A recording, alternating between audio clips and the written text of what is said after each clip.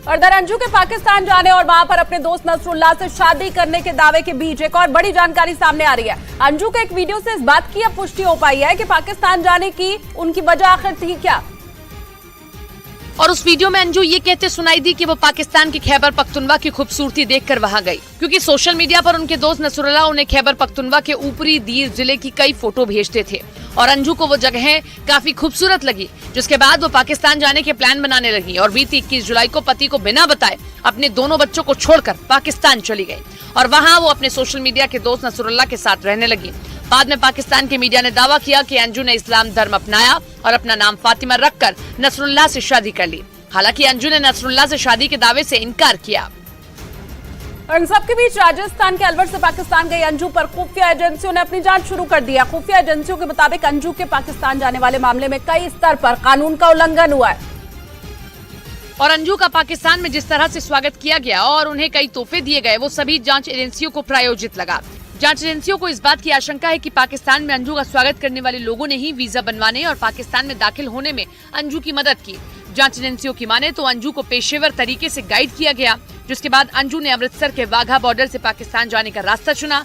जानकारी के मुताबिक सुरक्षा एजेंसियां अब अंजू मामले की जांच में जुट गई हैं और ये पता लगाने की कोशिश कर रही हैं कि अंजू ने बीते 6 महीने में किस किस से संपर्क किया है। सूत्रों के हवाले से खबर है कि खुफिया एजेंसी पाकिस्तान से आई सीमा हैदर का 15 साल का रिकॉर्ड खंगालने में जुट गई, ताकि ये पता लगाया जा सके कि प्यार के लिए पाकिस्तान से नेपाल के रास्ते भारत पहुंचने का दावा करने वाली सीमा की असलियत क्या है।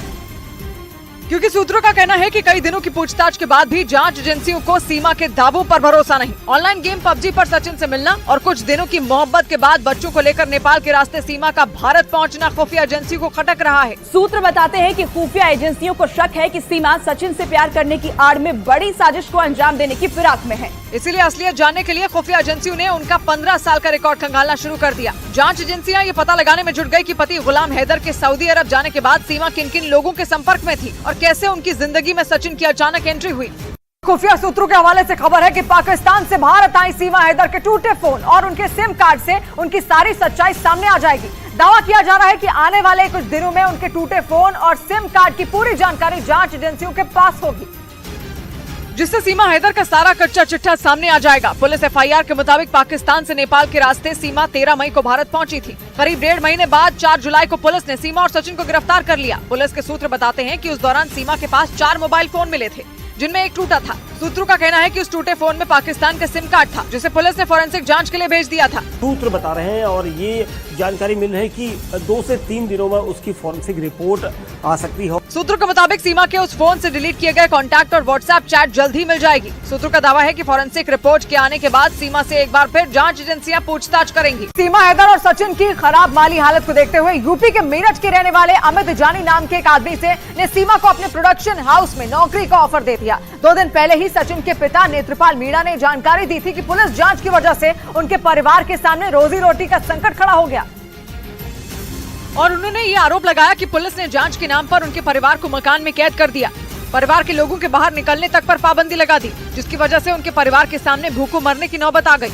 इस खबर के सामने आने के बाद मेरठ के रहने वाले और मुंबई में अपना प्रोडक्शन हाउस चलाने वाले अमित जानी ने सीमा हैदर को नौकरी का ऑफर दे दिया, ताकि उनके परिवार को खाने पीने की कोई दिक्कत न हो। हमने ऑफर किया है सीमा हैदर को कि अगर वो चाहे तो हमारे प्रोडक्शन हाउस में काम कर सकती है, हम उसे काम दे सकते हैं। अमित जानी ने यह भी कहा कि भारत में जिस तरीके से सीमा हैदर आई हैं, वो उसका समर्थन नहीं करते। हालांकि वो मदद करने के लिए सीमा को काम देने के लिए तैयार हैं।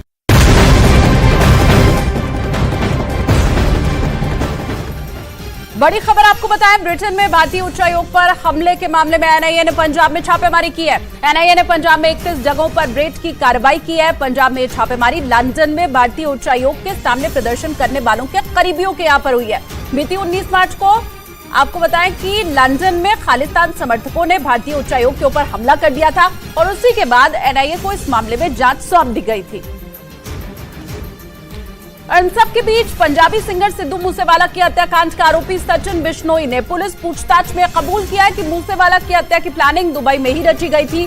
सूत्रों के मुताबिक एक्टर सलमान खान बम्बिया गैंग के बड़े गैंगस्टर और पंजाब के कुछ सिंगर लॉरेंस बिश्नोई गैंग के निशाने पर है और उन पर बिश्नोई गैंग कभी भी बड़ा हमला करवा सकता है। पुलिस सूत्रों के मुताबिक सचिन बिश्नोई ने दिल्ली पुलिस की स्पेशल सेल को बताया कि गोल्डी बराड़ और लॉरेंस बिश्नोई सलमान खान को हर हाल में मारने का प्लान अभी बना रहे हैं। क्योंकि उनके बनाए पहले के 3 प्लान फेल हो चुके हैं। सूत्रों के मुताबिक उसने ये भी बताया कि बब्बीहा गैंग के बड़े गैंगस्टर और पंजाब के कुछ सिंगर भी लॉरेंस गैंग के निशाने पर हैं।